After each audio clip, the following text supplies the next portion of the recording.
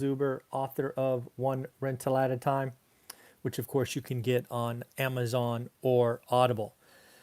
Uh, Daily Financial News is a live show. We do 7 days a week, 365 days a year, because it's always a good day to make some money and be just a little bit better than yesterday.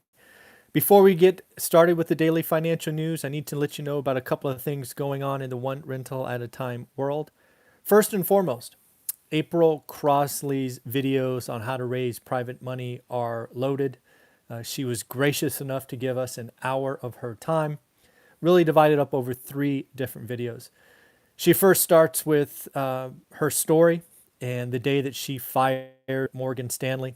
Really talks about how she has leveraged her own self-directed IRA to become a private lender. She talks about the fact that private money lenders need you. I thought that was a very powerful conversation. And then finally, you found them.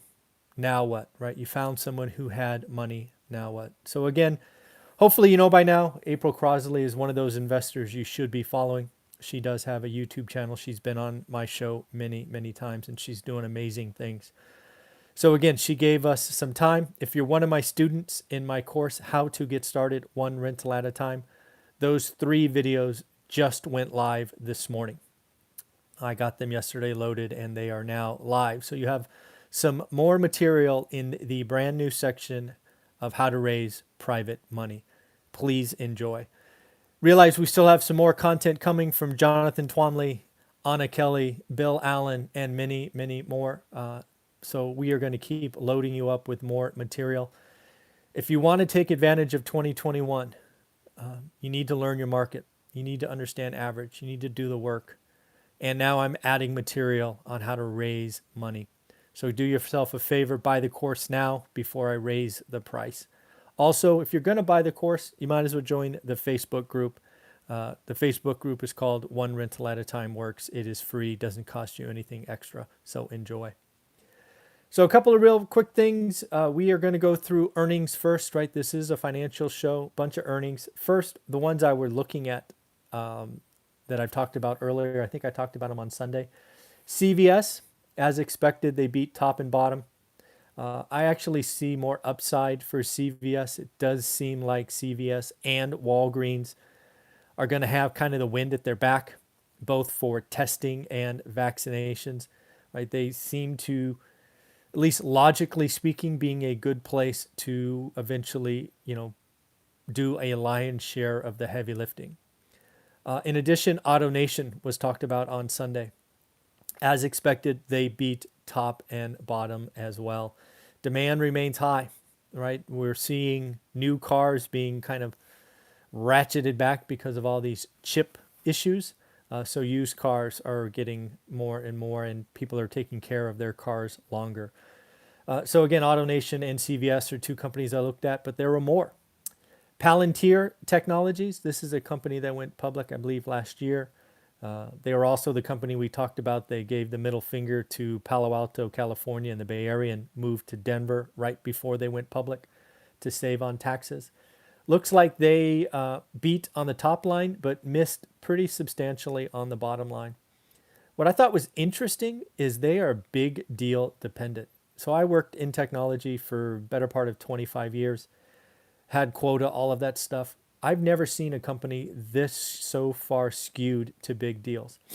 Their average client, it does $7.9 million in business. Their top 20 clients do $33.2 million. I don't know anything about their technology at all, never even seen the application, but it does seem to be entrenched in the federal government, and I'm guessing they're paying a pretty penny for that. So it is interesting to look at that. Something else about AutoNation I failed to mention, my apologies, is they've actually allocated $1 billion to buy their stock back. Pretty crazy. MicroStrategy is getting some love, not so much for their daily operations or their business, but for the fact that they are rather tied to Bitcoin. Something else they are doing now is their CEO is going all in. He is now generating, I think it's a bond to raise $600 million for the sole intention of converting that to more Bitcoin. I wasn't around for when, what was it, the Koch brothers, when they tried to corner the silver market. I think it was in the 70s, might have been the 80s. When does it become, when does your fiduciary responsibility become, you know what, you're a little too skewed as a public company? Now, if MicroStrategy is with private, I could care less. But at what point do you got to call the CEO out on the table for saying, dude, lighten up a little bit. You're a little bit too heavy. Now, I know it's worked. He's probably doubled or tripled his money, but past performance is no indicator of future activity. So I don't know. It's somebody's going to have that discussion, I would think, before it's too late. Looks like Facebook is making a move to wearables again. Looks like they are going to create a smartwatch. Interesting. I don't know. Has Facebook ever created a physical asset, a physical thing? Right? They're a software and advertising company. I don't know. I can't think of anything. I'm sure they have, but nothing I can think of. Adidas. I had forgotten about this. Adidas bought Reebok 15 years ago, 1-5. Looks like Adidas has just rolled out their 5-year plan, and one thing on the block is they are going to sell Reebok. They're going to sell the brand. They have failed to reinvigorate it, and they're going to get it off their books. They're going to divest Reebok. There was a time where Reebok and Nike were going head-to-heads when I was growing up. Reebok really has never regained that shine, and maybe it will if it goes independent. Maybe it is buried inside Adidas, and it just needs some love. You know what? Maybe Gary Vaynerchuk needs to buy Reebok, and let's see what he can do with his social media swag. That'd be kind of interesting. He has a K-Swiss or something. I think he has a relationship with a brand already. I don't know. I don't know if you saw this, but just this morning, Biden once again extended the foreclosure moratorium. It was set to expire in March. I don't think anybody thought it would end. It's now June. I mean, I don't know. You know, so far he hasn't extended the eviction moratorium, but don't hold your breath. That is coming. Next up, banks. I'm watching the 10-year Treasury. It's been that thing I've been watching since January 1st. It's really getting inflated. Where is it? It's 1.264 this morning, highest since March of last year. This is going to cause mortgage rates to rise. Mortgage Matt we talked to on Wednesdays, I'm sure he's going to tell us rates are up. But what happens in this environment where the Fed can keep the front end low and the later maturities rise, banks print money. The steeper the yield curve, the better it is for banks. And I suspect the yield curve only gets steeper all year. So I'm wondering if banks could be a bright spot, right? We talked last year, pretty close to this time, about banks over-reserving for bad debt. We've already seen some of that unwind, and I think we will see more. Steeper yield curve, good for banks. Economy is going to get better every month this year. You know, February better than January, March better than February. We're going to have a growing economy, not a shrinking economy. So I'm wondering, could banks be a huge bright spot when we look back on the year into, you know, November and December? Then, you know, the stock market, Bitcoin, real estate, all are running.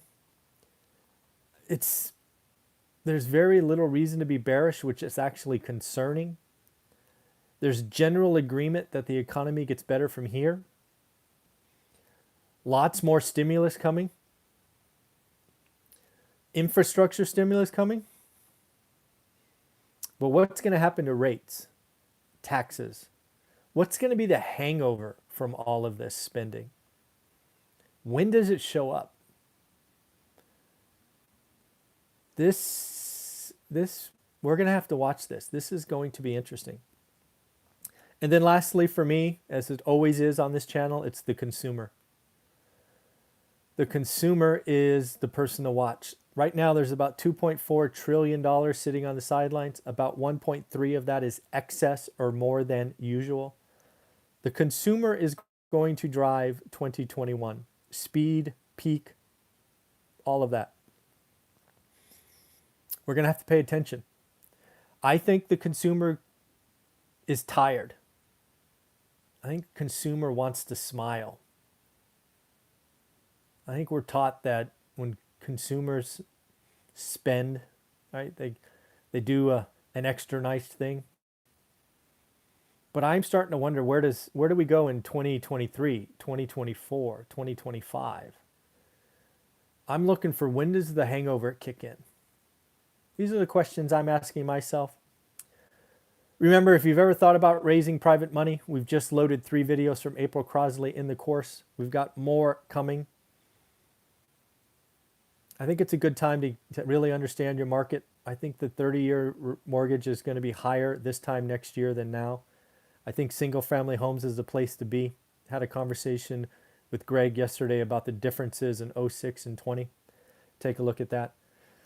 So we got a busy day. Tuesdays are busy for me. We got Matthew Hawkins from the East Coast, the 9th grade dropout with a portfolio of 60 units. We're going to talk at 8, about 19 minutes. Then we go into Omar at 9, real estate entrepreneur on the West Coast who's just crushing it.